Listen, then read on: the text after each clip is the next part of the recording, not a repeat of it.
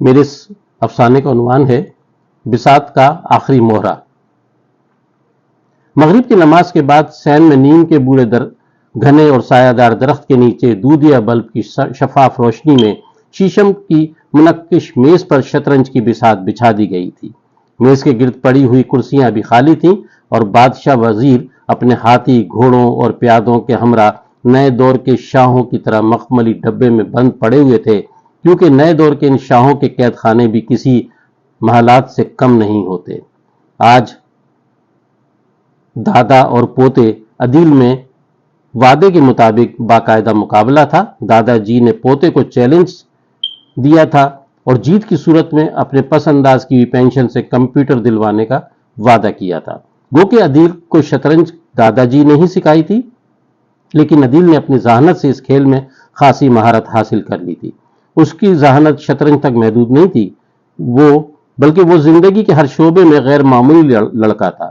اکلوتی اولاد ہونے کی وجہ سے ماں باپ تو محبت کرتے ہی تھے، لیکن اس کی صلاحیتوں کی وجہ سے ہر شخص ہی اس سے محبت کرتا تھا۔ عدیل سے دادا جی کی محبت کی تو مثال ہی نہیں تھی، جان چھڑکتے تھے۔ دادا جی کو اللہ نے ان کی بیوی عابدہ حسین کے بطن سے 3 بیٹے دیے تھے، لیکن قدرت سے اپنے بیٹوں کی لمبی عمر کی دعا مانگنے والی عابدہ حسین نہ تو خود لمبی عمر جی سکی اور نہ ان کے دونوں بڑے بیٹے۔ یہی وجہ تھی کہ دادا جی اور مولوی مرسلین مسجدوں میں امن و سلامتی کی طویل دعاؤں کے باوجود شہر کے جو کہ تو حالات پر کہا کرتے تھے کہ دعاؤں کی نامقبولیت کا دور ہے۔ آج سے چند برس پہلے دادا جی کی بہو شیلا کی بعض جسمانی اور گائنی پیچیدگیوں کی وجہ سے ڈاکٹروں نے مزید اولاد کی خواہش بھی پیدا کرنے سے منع کر دیا تھا۔ اس مایوس کن خبر کے بعد اس گھر کی خوشیوں کا محور عدیل ہی تھا، اور دادا جی تو عدیل سے بہت محبت کرتے تھے، لیکن حیرت کی بات یہ تھی کہ کبھی کبھی خوفزدہ بھی ہو جایا کرتے۔ یہ کیسے ممکن ہے کہ آپ اپنے ذہین اور ہوشیار اکلوتے پوتے کی ذہانت دیکھ کر خوفزدہ ہو جائیں؟ لیکن ایسا ہی تھا۔ یہ اس وقت کی بات ہے جب عدیل 8 سال کا تھا۔ اپنے اسکول میں وہ ہمیشہ اول آتا تھا۔ اسے ہر طرح کے مقابلوں میں ہرانا گویا ایسا تھا جیسے کہ آپ سمندر کی تہہ میں موتی ڈھونڈنے کا مقابلہ کریں اور آپ کو تیرنا بھی نہ آتا ہو۔ جبکہ دوسری طرف عدیل کی مثال ایسے تھی جیسے ذہانتوں کے بہترین رنگ کسی ایک کینوس پر بکھیر دیے گئے ہوں اور اس شاہکار کا نام عدیل رکھ دیا گیا ہو۔ ہوا یوں کہ اسکول کے سالانہ تقریب کے موقع پر خصوصی مضامین کا مقابلہ منعقد ہوا۔ چھوٹی جماعتوں کے طلبہ اور طالبات کو جو موضوع دیا گیا تھا وہ کراچی کی سیر تھا۔ جب اسٹیج پر عدیل کا نام پکارا گیا تو دادا جی نے دوسری نشست پر بیٹھی ہوئی اپنی بہو شیلا سے پوچھا، تم نے مضمون تو دیکھ لیا تھا نا؟ نہیں۔ کیوں؟ اس نے دکھانے سے منع کر دیا تھا، کہہ رہا تھا کہ آپ کو وہیں سناؤں گا۔ بھائی پڑھ لینا بہتر ہوتا ہے، چھوٹی موٹی غلطیاں دور ہو جاتی ہیں، آخر بچہ ہے۔ بہرحال وہ ذہین تو ہے، جو بھی لکھا ہوگا اچھا ہی لکھا ہوگا۔ عدیل نے اسٹیج پر مائک کے سامنے اپنا مضمون پڑھنا شروع کر دیا۔ میں 8 سال پہلے کراچی میں پیدا ہوا تھا۔ میرے امی ابو کے کہنے کے مطابق میری پیدائش والے دن ہمارے علاقے میں کرفیو لگا ہوا تھا۔ ابو کی گاڑی خراب تھی اور سڑک پر رکشہ ٹیکسی کچھ موجود نہ تھے۔ ہمارے پڑوسی کمال انکل سے ابو نے گاڑی لے رکھی تھی اور اسی میں امی کو لے کر اسپتال گئے تھے۔ وہ تعجب سے عدیل کو دیکھ رہے تھے کہ بھلا کراچی کے سیر سے ان باتوں کا کیا تعلق۔ انہوں نے اپنی بہو کی طرف دیکھا، وہ بھی حیرت سے آنکھوں کو جھپکانے پر مجبور ہو گئی تھی۔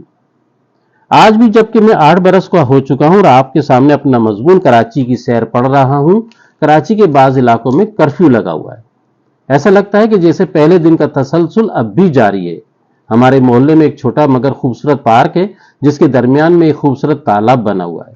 اس تالاب میں ہم لوگوں نے بطخیں چھوڑ رکھی ہیں۔ اس تالاب کے اوپر ایک سمت لکڑی کا پتلا خوبصورت پل ہمارے شاہد انکل نے اپنے دوستوں کے ساتھ مل کر بنایا ہے۔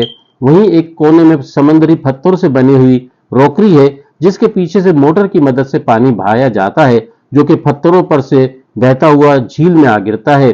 لیکن افسوس یہ پارک آپ لوگ نہیں دیکھ سکتے کیونکہ ہمارے محلے کے چاروں طرف نکلنے والے راستوں میں سے ایک کے سوا باقی سارے راستے بند کر دیے گئے اور اس ایک راستے پر بھی ایک موٹا اور بلند لوہے کا گیٹ لگا دیا گیا ہے۔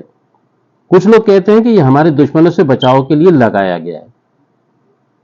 جب میں نے اپنے ابو سے ایک دن سوال کیا کہ ہمارا دشمن کون ہے تو ابو نے جواب دیا، ابو نے جواب نہیں دیا۔ دادا جی اور شیلا کی حیرتوں میں اضافہ ہو رہا تھا۔ انہوں نے پنڈال میں چاروں طرف نگاہ دوڑائی۔ لوگ بھی نہایت دلچسپی سے عدیل کی طرف متوجہ تھے۔ عدیل بڑے انہماک سے اپنا مضمون پڑھ رہا تھا۔ مضمون اس نے کراچی کے سیر کے حوالے سے ہی لکھا تھا۔ جوں جوں وہ پڑھتا گیا اس کے مضمون کا موضوع کھل کر سامنے آنے لگا۔ اب وہ محلے سے نکل کر کراچی کی سڑکوں پر آ گیا تھا، جہاں ٹریفک کے قوانین کی خلاف ورزی اور بے ہنگم ڈرائیونگ کا ذکر تھا، اور جب سمندر کا ذکر شروع کیا تو وہاں تیرتا ہوا گندگی کا ڈھیر عدیل کا موضوع بن گیا۔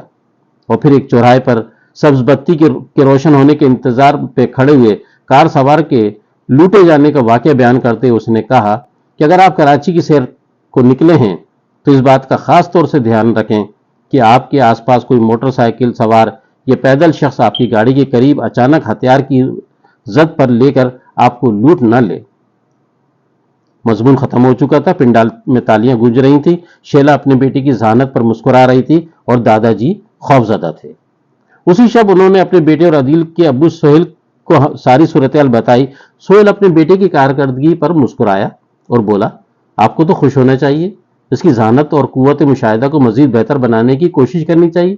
آپ کو یاد ہے جب میں چھوٹا تھا تو ہر کھلونے گاڑیوں کے حتیٰ کہ ریڈیو کے حصے بکھرے کر دیا کرتا تھا۔ میری انہی حرکتوں پر اماں کہتی تھی کہ میری طبیعت میں انتشار ہے، جبکہ آپ یہ کہتے تھے کہ نہیں، وقت آنے پر میں ان چیزوں کو دوبارہ جوڑنے لگوں گا۔ اور پھر ہوا بھی یہی۔ آہستہ آہستہ نہ صرف میں چیزوں کو جوڑنے لگا بلکہ ان کی خامیاں بھی دور کرنے لگا تھا۔ پھر سہیل نے اپنے ذہن پر زور دیتے ہوئے کہا، آپ کو یاد ہے ایک دفعہ ہمارا 2 بینڈ کا ریڈیو خراب ہو گیا تھا؟ آج وہ خامی بہت معمولی دکھائی دیتی، لیکن آج میں ایک بہت بڑے ادارے میں ٹیکنیکل یونٹ کا انچارج ہوں، لیکن اس وقت میں کچھ نہیں تھا، لہٰذا آج معمولی دکھائی دینے والی کارکردگی اس وقت معمولی نہیں تھی۔ میری طبیعت کی اسی رجحان کو دیکھتے ہوئے آپ نے مجھے ڈپلومہ کروایا تھا، اور پھر آپ کی یہ ذمہ داری پوری کرنا ہے، اور آج آپ کو پھر یہ ذمہ داری پوری کرنا ہے۔ آپ عدیل کی ذہانت کو دیکھتے ہوئے یہ فیصلہ کریں کہ اسے کیا کرنا چاہیے یا اسے کیا بنائیں گے۔ ابھی تو وہ بہت چھوٹا ہے، میرا خیال ہے کہ سیکنڈری کلاسز تک آتے آتے اس کے رجحان کا اندازہ ہو جائے گا، پھر فیصلہ بھی کر لیں گے۔ اور ویسے بھی اب فیصلہ کرنا میرا نہیں، تم دونوں میاں بیوی کا کام ہے۔ اگلے چند برسوں میں تعلیمی میدان میں عدیل کی صلاحیتیں مزید نکھر کر سامنے آئیں۔ 6ٹھی جماعت میں اس نے اپنے اسکول کی طرف سے حصہ لیتے ہوئے کراچی کی سطح پر کوئز مقابلے میں پہلا انعام جیتا۔ اسکول والوں نے اس کی صلاحیتوں کو دیکھتے ہوئے ٹیلی ویژن کے کوئز مقابلوں میں بھیجا، اور پھر اس کے بعد یہ سلسلہ طویل ہوتا چلا گیا۔ شیلا اپنے بیٹی کی کامیابیوں پر بہت خوش ہوا کرتی تھی۔ اس کے انعامات، ٹرافیوں، شیلڈوں اور اسناد کو نمایاں جگہ پر سجاتی۔ خوشی تو دادا جی کو بھی بہت تھی، لیکن وہ نہ جانے کیا سوچ کر خوفزدہ ہو جاتے۔ ایک دن انہوں نے سہیل سے کہا، بغیر لگام سر پر دوڑتا ہوا گھوڑا نہ تو صحیح سمت سے واقف ہوتا ہے اور نہ ہی صحیح مقام پر ٹھہرتا ہے۔ ہاں، اگر سوار کے ہاتھ میں لگام ہو تو پھر وہ جانتا ہے کہ کہاں ٹھہرنا ہے اور کہاں تیز دوڑنا ہے اور جانا کدھر ہے۔ میں عدیل کی صلاحیتوں کو قدر کی نگاہ سے دیکھتا ہوں، لیکن میں چاہتا ہوں کہ اسے یہ بھی معلوم ہونا چاہیے کہ شکست بھی اس دنیا میں کوئی چیز ہے۔ اس کا مطلب ہے کہ آپ اس کی ہار چاہتے ہیں؟ میرا یہ مطلب نہیں۔ اس کا ہمیشہ جیت جانا کچھ اچھا نہیں۔ اور تمہارا کیا خیال ہے، ہارنے والا کوئی معمولی آدمی ہوتا ہے؟ نہیں، جو کھیلتا ہے وہ ہارتا بھی ہے، جو کچھ نہیں کرتا وہ ہارتا بھی نہیں۔ خالی پڑی ہوئی کرسیوں پر دادا جی، عدیل اور مولوی مرسلین آ کر بیٹھ چکے تھے۔ دادا جی نے مخملی ڈبہ اپنی طرف سرکاتے ہوئے کہا، مولوی صاحب، پہلے ایک بازی آپ کے ساتھ ہو جائے۔ نہیں، یہ بات پہلے سے طے تھی کہ آج کھیل آپ دونوں کے درمیان ہوگا اور سنجیدگی سے ہوگا۔ دادا جی مہرے بساط پر ترتیب سے لگانے لگے۔ بادشاہ، حاکمیت کی علامت، اقتدار کا سرچشمہ، اس کے کرتوت سیاہ ہوں یا سفید، ہر صورت میں وہ بادشاہ ہی رہتا ہے، اپنے مرکز سے کم ہی ہلتا ہے، کیونکہ وہ ہل جائے تو اقتدار خطرے میں پڑ جاتا ہے۔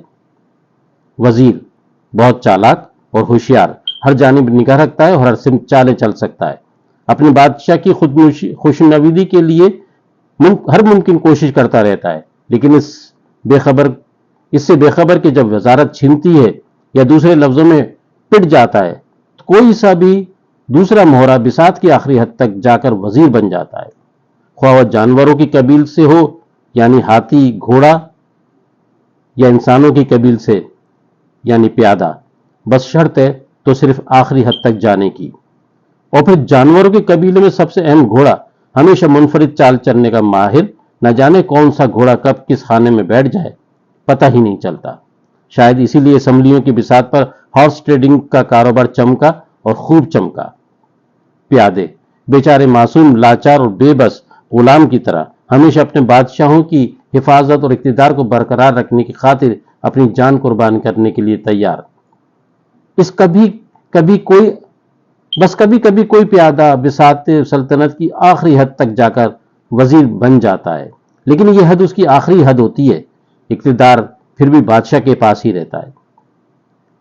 بساط سجا دی گئی تھی، میدان تیار تھا، صرف طبل جنگ کی دیر تھی۔ دادا جی نے مولوی مرسلین سے کہا، یار مولوی صاحب آپ دیکھ لینا، آج کی بازی میرے ہاتھ رہے گی۔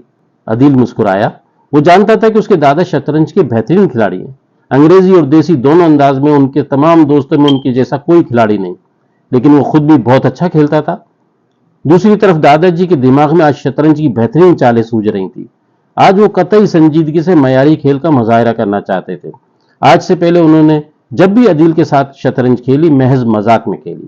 اکثر ایسا ہوتا کہ اپنے ہارنے پر خوب ہنستے، کہکہے لگاتے، شور مچاتے، بہو کو آواز دیتے، مٹھائی منگواتے اور بار بار عدیل سے پوچھتے، یہ بتاؤ تمہیں یہ چال سوجی کیسے؟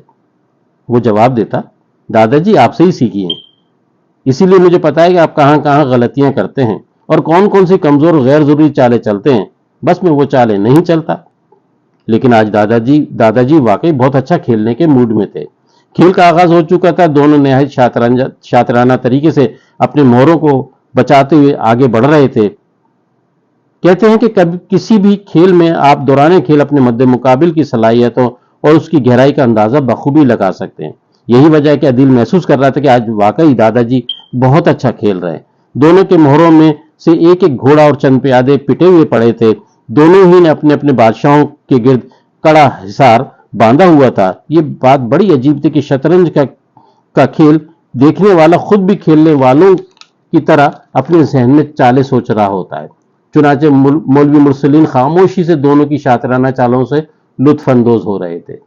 سین میں نیم کے بوڑھے گھنے سایہ دار درخت کے نیچے دودھیا بلب کی شفاف روشنی میں منقش میز پر شطرنج کی بازی نہایت خاموشی سے جاری تھی کہ اچانک دور کہیں سے گولیاں چلنے کی آوازیں آنے لگی۔ آہستہ آہستہ ان آوازوں میں کہیں قریب سے چلنے والی گولیوں کی آوازیں بھی شامل ہو گئی۔ ایک لمحے کو تو ایسا بھی لگا جیسے فائرنگ کرنے والے ہاتھ اپنی انگلیاں ہٹانا بھول گئے ہیں۔ تینوں کھیل میں محو تھے، کیونکہ ایسی آوازیں اب شب و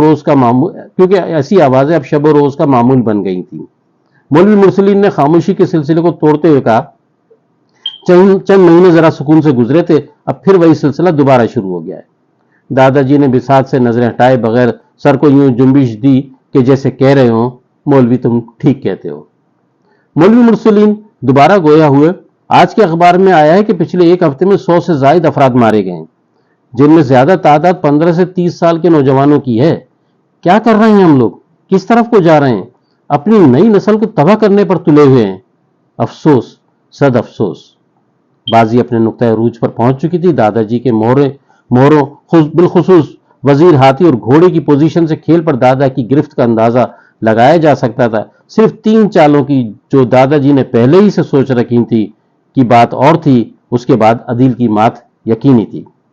گولیاں چلنے کی آواز وقفے وقفے سے اب بھی آ رہی تھی۔ دور کی ان آوازوں میں اکا دکا قریب کی آواز بھی اب شامل تھی۔ استغفر اللہ۔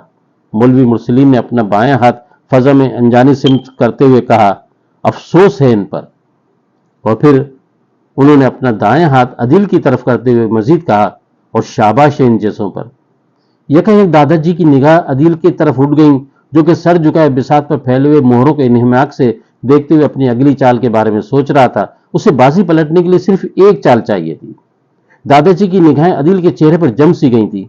اب وہ مسلسل عدیل کو دیکھے جا رہے تھے۔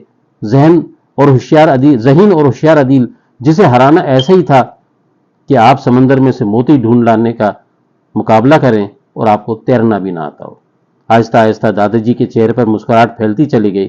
دادا جی نے کچھ سوچتے ہوئے اپنی چال چل دی۔ انہوں نے اپنا گھوڑا، جو کہ بہت اہم جگہ پر بیٹھا ہوا تھا، پیچھے ہٹا لیا۔ بازی پلٹ چکی تھی۔ اگلی 2 چالوں میں اب شہ اور مات عدیل کے ہاتھ میں تھی۔ मौलवी मुरसलीन ने हैरत से दादाजी को देखा। दादाजी ने मुस्कुराते हुए गर्दन को हल्की सी जुम्बिश दी। उनकी आंखों में चमक और नमी दोनों दिखाई दे रही थी। गोलियां चलने की आवाज यकायक बंद हो गई। चारों तरफ अजीब सी खामोशी फैल गई। फिर दरख्त पर बैठी हुई चिड़ियां, जो कि फायरिंग की खौफनाक आवाजें सुनकर सहम गई थी, अचानक जिंदगी से भरपूर आवाजों के साथ दोबारा चहचहाने लगीं। उसी लम्हे नीम के बूढ़े घने और सायादार दरख्त से एक पत्ता टूटकर जमीन की तरफ आने लगा।